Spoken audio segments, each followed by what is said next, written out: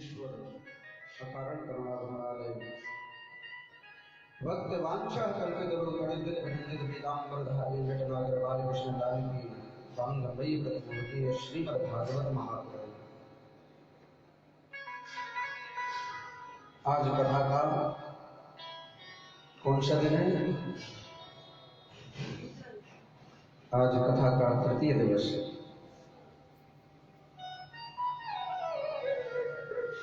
भगवान की बड़ी कृपा कि नित्य प्रतिदिन हम लोग आकर के भगवत चर्चा श्रवण करते हैं।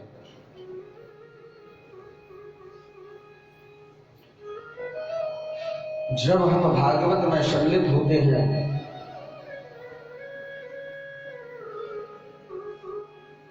और भागवत में हम सहयोग करते हैं किसी भी प्रकार से, चाहे सेवा के रूप में, चाहे मन के रूप में, चाहे धन के रूप में, तो जो हमारे पितृ स्वर्ग में पितृलोक में जो बैठे हैं वह वहां पर बैठे बैठे मन प्रसन्न होता है उनका, और अपने आप में अपने आप को धन्य मानते हैं कि आज मैं धन्य हो गया जो हमारे ऐसे कुल में हमारी संतान है जो धार्मिक आयोजन और धर्म कराते हैं और श्रीमद् भागवत कथा को श्रवण करते हैं। हम आप बड़भागी हैं।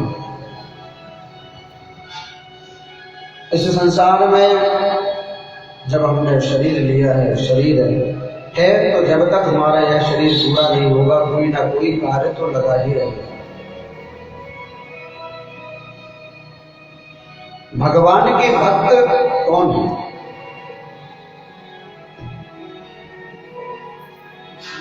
आप लोग सोचते होंगे कि हर जगह जाओ यही बोलते हैं पूजा करो, पाठ करो, भगवान कृपा करेंगे।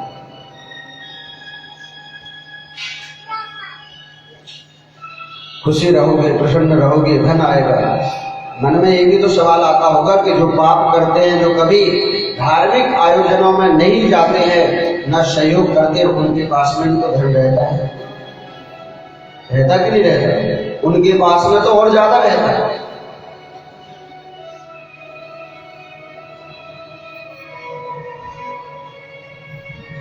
लेकिन जो भागवत कथा में आता है, जो भगवान की भक्ति करता है, जो भगवान का भजन करता है,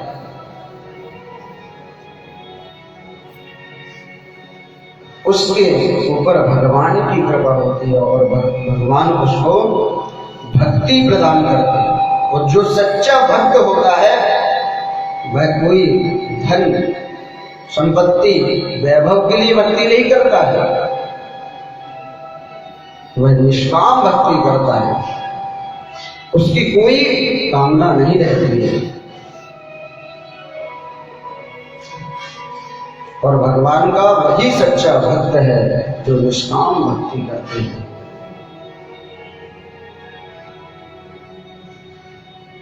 ऐसे ही आगे चल के एक बड़े ही भक्त हुए। कल की कथा में हमने श्री सुखदेव जी महाराज का जन्म, परीक्षित जी महाराज का जन्म की कथा श्रवण किया। पूज्य श्री सुख जी महाराज कहते हैं कि महाराज एक ऐसे ही बहुत भगवान के बड़े भक्त हुए जिनका नाम है बुजुर्ग। आप सभी लोग जानते भी होंगे क्योंकि भगवान की भक्ति से जुड़े हुए हैं। वह काका विदुर को जरूर जानते हैं। जब भगवान इस धराधाम पर अवतार लेकर के आए, भगवान के कितने अवतार हैं?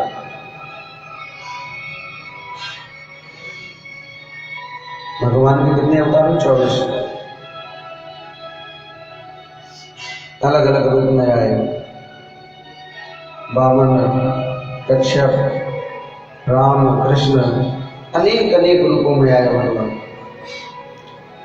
प्रश्न किया महाराज आपने इतने अवतार लिए, इतने अवतारों में आपने हर जगह प्रसाद पाया। आपको सबसे अच्छा स्वादिष्ट और सबसे अच्छा प्रसाद भोजन कहाँ का लगा? केवल दो ही जगह है। पहला,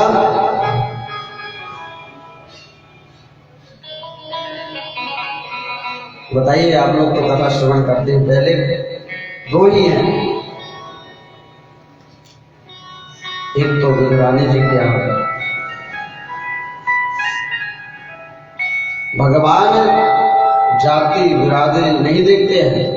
भगवान ये नहीं देखते हैं कि कौन बड़ा आदमी कौन छोटा आदमी है। भगवान देखते हैं भाव। भाव का भूखा मैं हूँ, भाव ही एक सार है, और भाव से जो मुझको बजता तो भविष्य भैया है। लेकिन आजकल क्या देखने के लिए मिलता है कि महाराज यजमान जी आए और यजमान जी ने कहा कि हमको सत्यनारायण की कथा करानी है। पंडित जी महाराज से पर्चा बनवा करके लेके गए और जैसे ही दुकान पर पहुंचे तो दुकानदार ने पूछ लिया भैया ये सामान कहाँ जाना है? सत्यनारायण की कथा। तो जितना पुराना सामान होगा, क्यों किसके लिए जा रहा? पूजा के लिए जा रहा। होता कि नहीं होता? यदि कहीं मंदिर में प्रसाद फल चढ़ाना है तो यहाँ की बात नहीं कर रहे हैं, अन्य जगह देखने के लिए मिलता है कि जो किसी काम का नहीं रहेगा वो भोले बाबा जी के यहाँ पर चढ़ाया देंगे। अब जैसे मन में श्रद्धा होगी, भक्ति होगी, भगवान वैसे ही तो देगा। अरे यहां तक मंदिरों में देखने के लिए मिलता है, माताएं थाली लेकर के आएंगे पूजन के, और आकर के जितना कुछ लाएंगे सब भगवान के मुंह में। अरे भगवान के मुंह में अगर तुम लगा दोगे तो वे भगवान पालेंगे। आपने एक बार सच्चे हृदय से सच्चे मन से कह दिया कि हे ठाकुर जी, यह प्रसाद हम आपके लिए लाए हैं और आप इस प्रसाद को पाएंगे। भगवान को खिलाने की जरूरत नहीं है, केवल भाव से पुकारने की जरूरत है।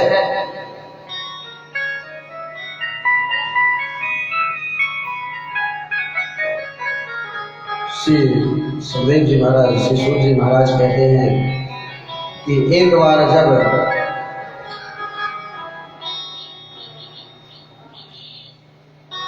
पांडवों के राज्य में धृतराष्ट्र का पुत्र जो था सुयोधन, वह सारे पांडवों को जलाने का षड्यंत्र कर रहा था। जैसे ही काका विदुर को पता चला कि यह दुष्ट कार्य करने जा रहा है, तुरंत काका ने धृतराष्ट्र को बुलाया और कहा कि महाराज, एक हम मंत्री होने के नाते नहीं, एक मित्र सखा होने के नाते आपसे यह विनती करते हैं कि यह गलत कार्य कर रहे हैं और आप इसे रोको। आपके आंखें जीवन से ही अंधी है, लेकिन अंदर की आंखें भी बंद हैं, यह हमको पता नहीं था, और आप इस कार्य को करने से रोके अपने पुत्र को। आज यही चीज है, उसके पुत्र ने सुन लिया और सुनते ही दुर्योधन आया और कहने लगा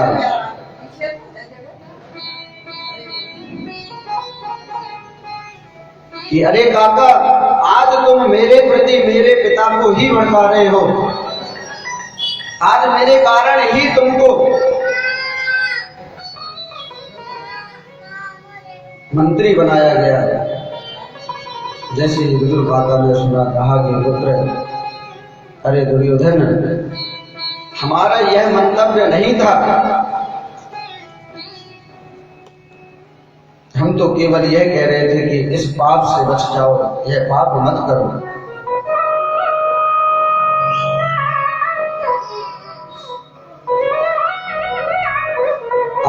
दुर्योधन ने काका विदुर को मंत्री पद से निष्कासित कर दिया और कहा कि आज से तुम्हारा मंत्री पद नहीं रहा। भक्तों को कभी किसी पद की लालसा नहीं रहती है। भक्त तो भगवान के भक्त होते हैं, भगवान का भजन करते हैं, कीर्तन करते हैं। काका विदुर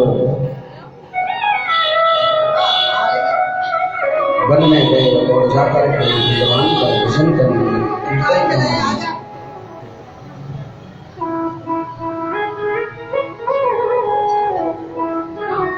हर समय नित्य निरंतर भगवान का भजन करते हैं।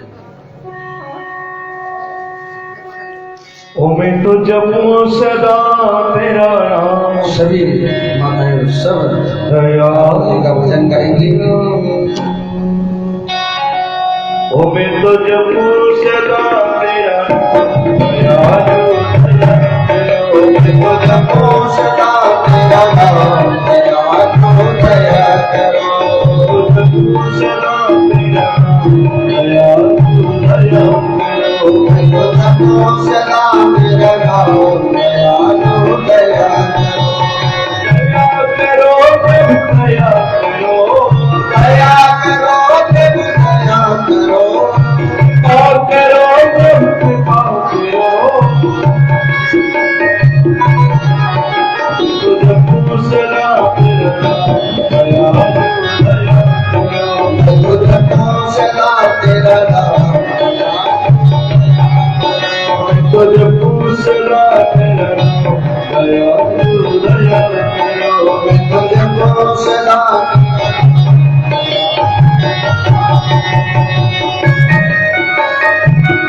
गाड़ी की सेवा करते हुए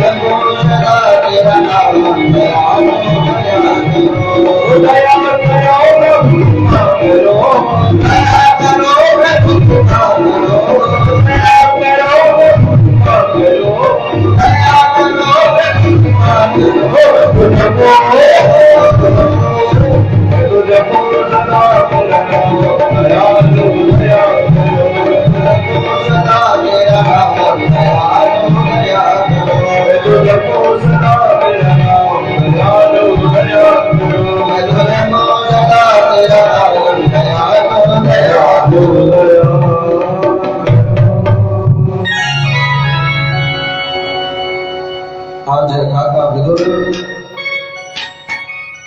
कदली के वन में एक छोटी सी कुटिया बना ली है और उस कुटिया में रहने लगे। काका विदुर और काकी रहती है, नित्य निरंतर हर समय भगवान का भजन करती है। गोपाल जी से अनन्य प्रेम है।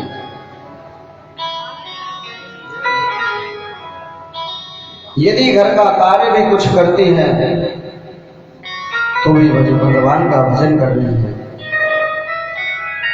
हमारे शास्त्र हमको यही शिक्षा देते हैं, यही सिखाते हैं। चाहे हम कोई काम करें, चाहे ऑफिस में हो, चाहे खाना बनाएं, चाहे हम झाड़ू लगाएं, हर समय भगवान का स्मरण करते रहें। भगवान ये नहीं कहते कि 10 बार स्नान करो फिर तुम हमारा भजन करो। हर परिस्थिति में भजन करो।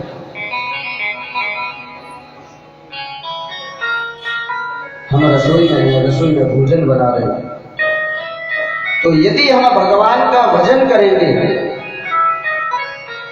तो वह खाना नहीं, भगवान का प्रसाद हो जाएगा। पहले क्या होता था, जब रसोई में भोजन बनाया जाता था तो बड़े स्वच्छ तरीके से, साफ सुथरे, और जहां यदि 2-4 माँ इकट्ठे हो वहां पर भजन करते थे। पहले तो बड़े अच्छे नियम थे, संस्कार। जैसे ही शाम होती थी रामायण का पाठ किया करते थे। नित्य प्रतिदिन मंदिर में जाकर के कीर्तन भजन किया करते थे। जब हम यहाँ 10-11 साल पहले यहाँ रहते थे, यहाँ आए थे, 1 साल रह करके गए, तो यहाँ सोमवार के दिन माताएं आकर के और भजन किया करते थे।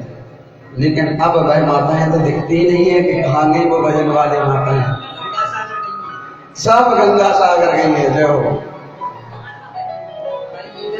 ठाकुर जी ने गंगा यहाँ पे थी, वो गंगा सागर गई है। ठाकुर जी ने कहा चलो आप गंगा सागर जाइए और यहाँ भागवत गंगा पे। कितनी बड़ी कृपा की। यह सब देख करके बड़ा अच्छा लगता है। गांव में जाओ, गांव में नित्य प्रतिदिन शाम को रामायण पाठ करते, भजन करते, कीर्तन करते। हमारा शब्द सनातन धर्म हमको यही सिखाता है। लेकिन आजकल कई जगह तो क्या देखने के लिए मिलता है कि जब खाना बनाएंगे, भोजन तो बनाते नहीं, खाना बनाते। क्या होता है? खाना। और खाना बनाते समय भजन की जगह क्या गाते हैं? कौन कौन से गाना चल गया आजकल? महाराज जी, अब महाराज जी तो ठहरे संत, अब वो क्या जानते। लेकिन आजकल के गाने भी ऐसे विचित्र हैं, और वह गाने गा करके और फिर यदि खाना बना रहे हैं तो वह खाना क्या करेगा? पूरे घर परिवार की बुद्धि को विकृत करेगा। और क्या होगा घर में? क्लेश होगा। फिर आएंगे पंडित जी के पास, महाराज बड़ी समस्या है, बहू बात नहीं मानती, बेटा सुनता नहीं है।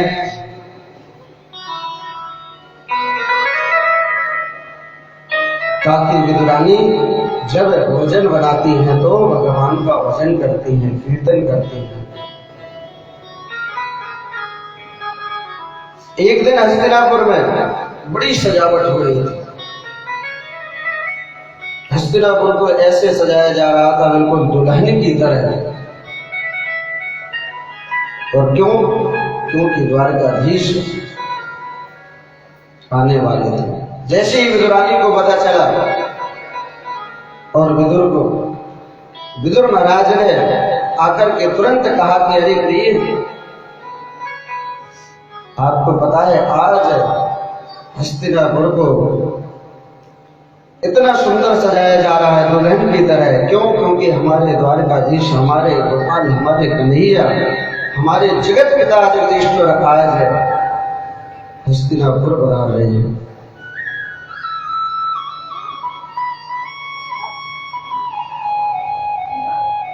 विदुरानी ने कहा कि कन्हैया के दर्शन, अब आपका मंत्री पद तो रहा नहीं, मंत्री पद तो है नहीं, आपको लाखों की भीड़ में कैसे दिखेंगे कन्हैया? विदुर जी ने कहा कि अरे प्रिय, मन को छोटा मत करो। यदि मेरे कन्हैया की एक बार भी नजर हमारे ऊपर पड़ गई तो हम अपने जीवन को धन्य समझेंगे, धन्य मानेंगे। जैसे ही उस भीड़ में पहुंचे, लाखों नर नारियां इकट्ठी है कन्हैया के स्वागत के लिए। अट्टारियों पर माताएं खड़ी हैं और फूल वृष्टि कर रही हैं, और स्वर्ण जड़ित सिंहासन है और उस पर मेरे द्वारकाधीश विराजमान है। जैसे कि द्वारकाधीश आए, अब उस लाखों की भीड़ में केवल द्वारकाधीश काका विदुर को देख रहे हैं। कहाँ है हमारे काका, कहाँ है? चारों साइड नजर उठा करके देख रहे हैं। काका जी ने जैसे ही देखा कि कन्हैया देख रहे हैं, अब काका जी तो लाखों की भीड़ में खड़े हुए थे, कहीं दिखाई नहीं दे रहा था। अब वहां पर एक छोटी सी ईंट पड़ी थी, उस पे खड़े हो गए, फिर भी कन्हैया नहीं दिखाई दिए। तो फिर देखा कि एक पत्थर है, उस पत्थर पर खड़े होकर के देखा। जैसे ही भक्त और भगवान के एक दूसरों से नेत्र मिले, आज काका विदुर अपने आप को धन्य समझने लगे कि हे प्रभु, आपने कितनी बड़ी कृपा की है,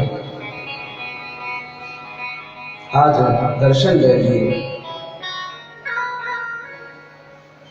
अब मानो भक्त और भगवान की इशारों में ही वार्तालाप हो गई। जैसे ही पहुंचे, बड़े बड़े सिंहासन सजाए गए थे कन्हैया के स्वागत के लिए। सुयोधन आया और कहा कि आइए, स्वागत है। कहा कि महाराज, आपका आने का कारण क्या है? किस कारण से आपका आगमन हुआ है?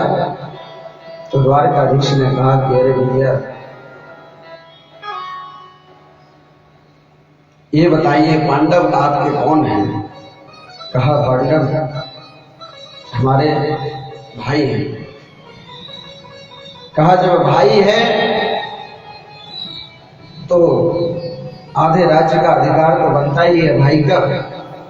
अरे मैं कहता हूं आधा राज्य ना दें तो केवल 5 गांव दे दो, हम 5 गांव में ही उनको प्रसन्न कर लेंगे।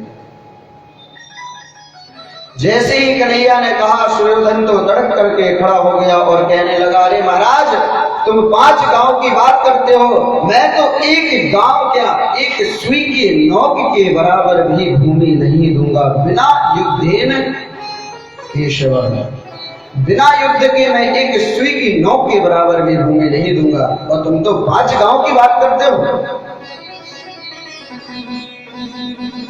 कन्हैया ने कहा, अरे दुर्योधन, मैं तो तुम्हें सुयोधन कहता था, मैंने कभी तुम्हें दुर्योधन नहीं कहा, और तुम युद्ध की बात करते हो। युद्ध केवल तुमने अपने नानियों की कहानियों में सुना है, युद्ध की परिभाषा नहीं जानते हो तुम। युद्ध किसे कहते हैं? जब युद्ध होता है तो ना जाने कितनी स्त्रियां, कितनी माताएं विधवा हो जाती हैं, कितनों की संतान समाप्त हो जाती है युद्ध होने से, और आज तुम युद्ध की बात करते हो। जैसे ही धृतराष्ट्र ने सुना और तुरंत हाथ पकड़ लिया सुयोधन का और कहा, अरे आज द्वारकाधीश आए हैं, तुम द्वारकाधीश का स्वागत नहीं करोगे? और कन्हैया से कहने लगे कि प्रभु, इनको क्षमा करना, ये तो बेचारा बचपन से ही उद्दंड था। और तुरंत दुर्योधन ने क्षमा मांगी और कहा कि प्रभु, ये राजपाट की बात तो हम बाद में कर लेंगे, चलिए हमारी माता गांधारी ने आपके लिए सुंदर हाथों से भोजन बनाया है, पहले भोजन प्रसाद पाइए। कन्हैया ने जैसे ही भीड़ में देखा काका विदुर थे, और काका विदुर को इशारा कर दिया कि जाइए भोजन की तैयारी करिए। कन्हैया ने तुरंत कहा कि भोजन नहीं करना है, आज तो हमारा निमंत्रण काका विदुर के यहाँ पर है। आज तो हमारा निमंत्रण काका विदुर के यहाँ पर है। जैसे ही दुर्योधन ने सुना तुरंत हंसने लगा, कहने लगा काका विदुर, अरे वो क्या खिलाए, जिसका खुद का खाने का ठिकाना नहीं वो तुम्हें क्या खिलाए। भगवान ने कहा कि जब निमंत्रण किया है तो कहीं ना कहीं से व्यवस्था की होगी और इससे हमें क्या मतलब, यदि निमंत्रण किया तो हमें जाना चाहिए। और कन्हैया ने कहा कि भैया भोजन तो केवल दो परिस्थिति में किया जाता है। कौन कौन सी? या तो भोजन करने वाले को बहुत जोर से भूख लगी हो, छटपटा रहा हो भूख में, तो फिर वो ये नहीं देखता है कि भोजन कैसा है, किसका है, बुलाया नहीं बुलाया, वो सीधे भोजन करता है। ना तो हमें भूख लगी है, और एक स्थिति है कि भोजन कराने वाले में श्रद्धा, ना आप में वह श्रद्धा भक्ति है कि आप भोजन कराने वाले में श्रद्धा भक्ति होती है। ना हमको भूख लगी है, ना आपके अंदर श्रद्धा भक्ति है, और हमारा निमंत्रण तो काका विदुर के यहाँ पर है।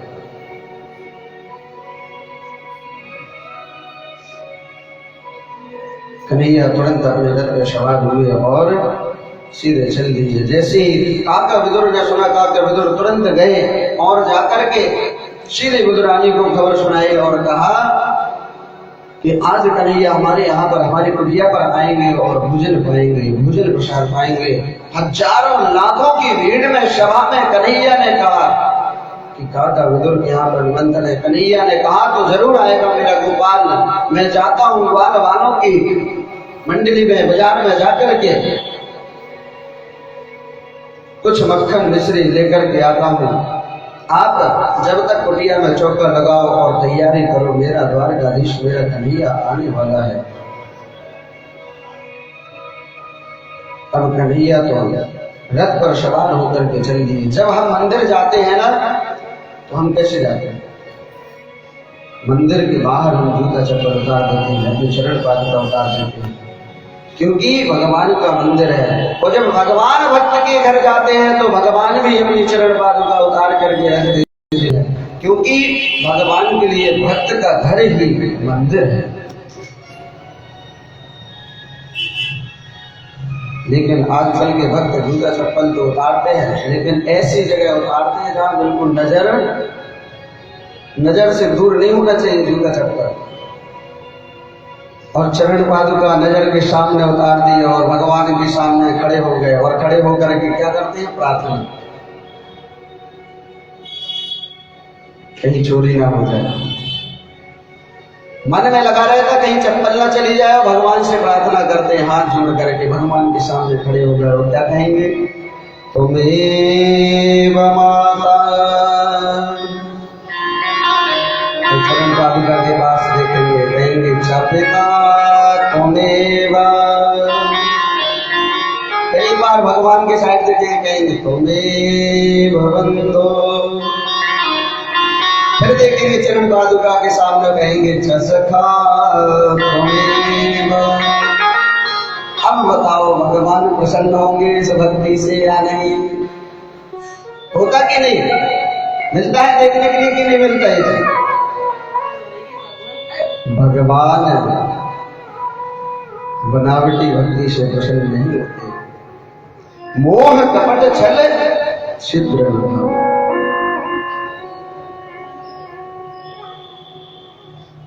निर्मल जन मन सो मोहि बाबा, मोहि कपट छल छिद्र भावा। भगवान कहते हैं एक बार हाथ जोड़ करके खड़े हो जाओ, ये नहीं कि 10 घंटे 24 घंटे, एक बार यदि सच्चे हृदय से सच्चे मन से भगवान से प्रार्थना कर ले, भगवान उसी में प्रसन्न हो जाते हैं। हे ठाकुर जी, हे गोविंद, आप मेरे हैं और मैं आपका हूं। यह संबंध जीवन भर के लिए बना रहे ठाकुर जी, हमें आप अपने से अलग नहीं करना। एक बार हाथ जोड़ करके ठाकुर जी के सामने खड़े होकर के प्रार्थना कर लोगे, भगवान आपकी सारी मनोकामना पूर्ण करेंगे। लेकिन बनावटी भक्ति यदि 24 घंटे करोगे तो भी भगवान सुनने वाले नहीं है। एक जगह हम लोग कथा करने गए और एक माता जी ने निमंत्रण किया, कहा महाराज जी निमंत्रण है। हमने कहा चलो ठीक है, सब लोग हम पहुंचे वहां पर। अब माता जी ने निमंत्रण तो किया था इसलिए कि महाराज जी आकर के हमारा घर देखेंगे, मंदिर देखेंगे, हमारी पूजा देखेंगे, पाठ देखेंगे। हम लोग पहुंचे और उनको पता नहीं था कि हम लोग पहुंच रहे हैं। जैसे अंदर पहुंचे, अब माता जी माला घुमाए जा रही है बिल्कुल। अब ध्यान है कहीं बहू पे, नौकर पे, माला घूम रही है, बेटा ये कर दो। माला घूम रही है, भगवान का नाम नहीं ले रहे हैं और वो उस नौकर को काम पर काम बताए जा रहे हैं। और जैसे हम लोग पहुंचे, राधे राधे हुई, बैठे, कहा महाराज जी 7 बजे से लेके और 11 बजे तक भजन करते हैं। मैंने कहा जाओ माता जी, धन्य हो गए आज हम देख करके, आपके भजन को देख करके हम धन्य हो गए। अरे एक ही माला कर लो, लेकिन मन से करो, अपना मन भगवान के चरणों में समर्पित कर दो। हे ठाकुर जी हमारे पर कृपा करो। आज कन्हैया जैसे ही विदुरानी के यहाँ पर कुटिया में पहुंचे और पहुंच करके बाहर से आवाज लगाई, अरे काकी सुनती हो, गेट खोलो। जैसे ही आवाज लगाई, विदुरानी स्नान कर रही थी। फिर से आवाज लगाई कन्हैया ने, अरे काकी सुनती हो, दरवाजा खोलो। बड़ी जोर से भूख लगी है। जैसे ही काकी ने सुना कि कन्हैया आए हैं, कन्हैया आवाज लगा रहे हैं, मेरे गोपाल आवाज लगा रहे हैं, सब कुछ भूल गए कि हम क्या कर रहे, क्या नहीं। और सीधे छटपटा करके भागती हुई आई और सीधे दरवाजा खोला। कन्हैया ने देखा कि वस्त्र गीले हैं। कन्हैया ने अपनी काली पीतांबरी काकी को पड़ा दी और काकी से कहने लगे, पेट पर हाथ मेर करके, काकी बड़ी जोर से भूख लग रही है। काकी ने कहा कि बस विदुर काका भोजन का इंतजाम करने गए हैं और अभी आते ही होंगे। काकी ने आसन बिछा दी और एक आसन पर बिछा दी और एक पट्टा लिया और पट्टे को कभी इस कोने में ले जाते, कभी इस कोने में, नहीं ये साफ नहीं है, ये सही नहीं है, ये गंदा है। पूरे कोने में, पूरी कुटिया में कन्हैया को घुमा दिया और एक जगह उस पट्टे को उल्टा रख दिया, क्योंकि भगवान की आने की खुशी में काकी इतनी प्रसन्न थी कि शुद्ध बुद्ध भूल गई थी। उल्टा पट्टा रख दिया और कहा कि कन्हैया यहाँ विराजमान हो जाओ। कन्हैया ने भी नहीं देखा, कन्हैया देखते हैं भक्त की भक्ति। कन्हैया विराजमान हो गए और काकी से कहा, काकी भूख लगे। काकी ने कहा कि हम आगे जाते हैं और फल लेकर के आते हैं। काकी गए और जाकर के फल लेकर के आए और कन्हैया के सामने मेरे गोपाल को, मेरे कन्हैया को बड़ी जोर से भूख लगी है। ताजे फल कदली के वृक्ष से तोड़ करके लाई। काकी कन्हैया से कहते हैं कि लाला, इन कदली के वृक्षों में हम रोज नित्य प्रतिदिन जल देते हैं, बड़े मीठे बड़े स्वादिष्ट फल हैं। और काकी उन फलों को छील करके गिरवी फेंकते जा रहे हैं और छिलका रखते जा रहे हैं। कन्हैया ने ये नहीं देखा कि क्या है क्या नहीं है, और कन्हैया ने भक्ति देखा और कन्हैया एक नहीं तकरीबन 20 से 25 छिलके ओ सबसे ऊंची प्रेम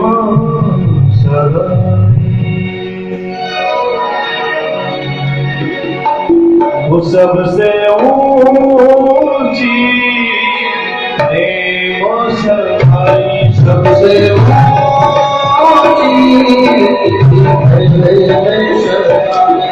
सबसे ऊंची प्रेम सगाई, सबसे ऊंची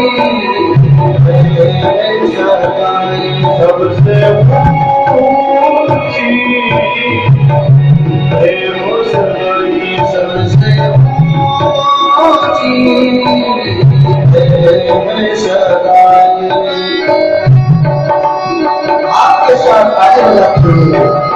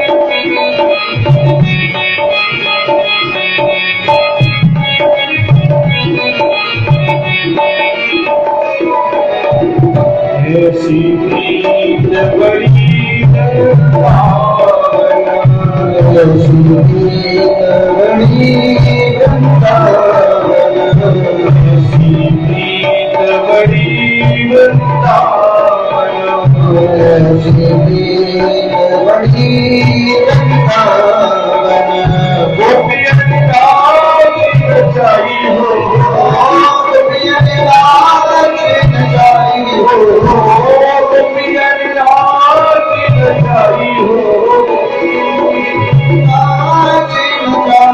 सबसे होगी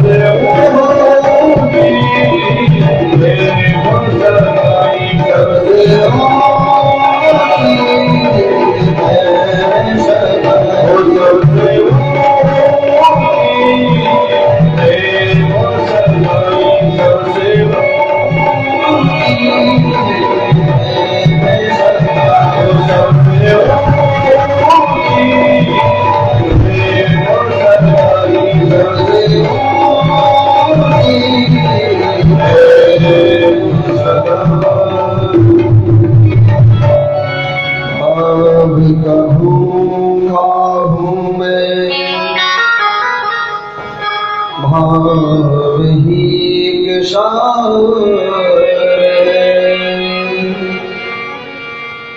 भाव से जो भजता मुझे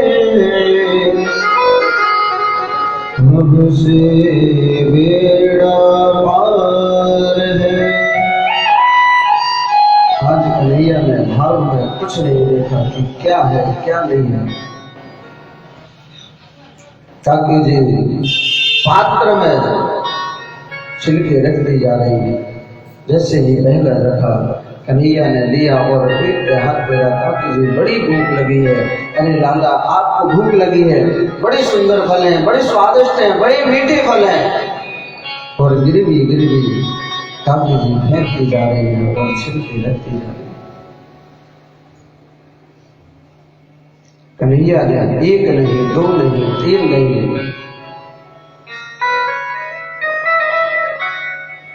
20-25 छिलके खा गए। इतने में विदुर जी मक्खन मिश्री मिष्ठान लेकर के आ रहे थे। जैसे ही कुटिया के पास पहुंचे और आवाज लगाने लगे, अरे प्रिय सुनती हो कन्हैया आने वाले हैं, तैयारी की कि नहीं की?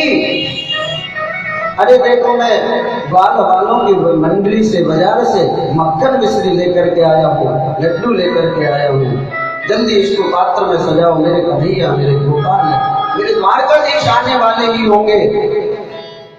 जैसे ही सुना काकी ने कहा, अरे इतना क्यों चिल्ला रहे हो? मेरे लाला तो अंदर कुटिया में है और प्रसाद पा रहा है। जैसे ही विदुर जी कुटिया में पहुंचे और देखा कि कन्हैया गोपाल छिलके पा रहे, छिलके के खाने। विदुर जी ने देखा और देख करके तुरंत नेत्रों से अश्रु प्रवाह होने लगे। कहने लगे, हे प्रभु तुम्हारी माया कोई नहीं समझ सकता है कि आप किसमें प्रसन्न होते हैं। अरे गोपाल भाव में आज तुमने यह तक नहीं देखा कि आप क्या पा रहे हैं। विदुर जी के नेत्रों से अश्रु प्रवाह होने लगे। अरे कन्हैया तुरंत हाथ पकड़ लिया, कहा क्या कर रहे हैं, देखो तो सही। और तुरंत डांटने लगे, अरे तुमने ये क्या किया मेरे गोपाल मेरे कन्हैया? पहली बार तो आज मेरे यहाँ पर आई और आज तुमने उनको भोजन की जगह आज उनको छिलके खिला दिए। कितना बड़ा अपराध हो गया, कितना बड़ा अपमान हो गया। हे कन्हैया हमको क्षमा करो।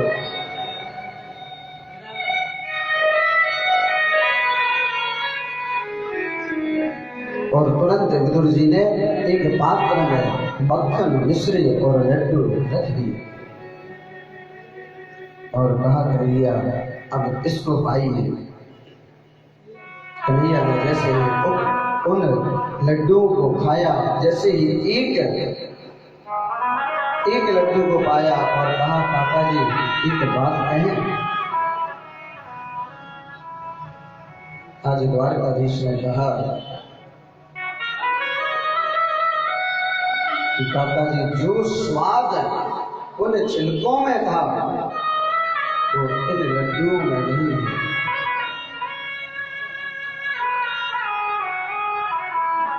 विदुर जी के नेत्र सुंदर हो गए। भगवान केवल भाव से प्रसन्न होते हैं।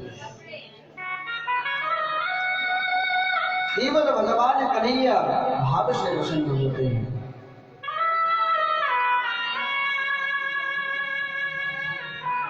वृंदावन में ना जाने कितने बड़े बड़े संत जो अपनी सारी संपत्ति सब कुछ त्याग करके वृंदावन में ऐसे ही विचरण करते हैं, ऐसे ही भजन करते हैं।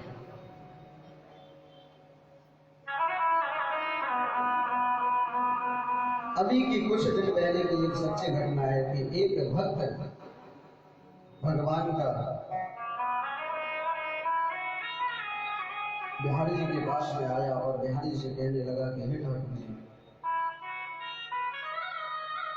आज मैं अकेले आया हूं, यदि आपकी कृपा होगी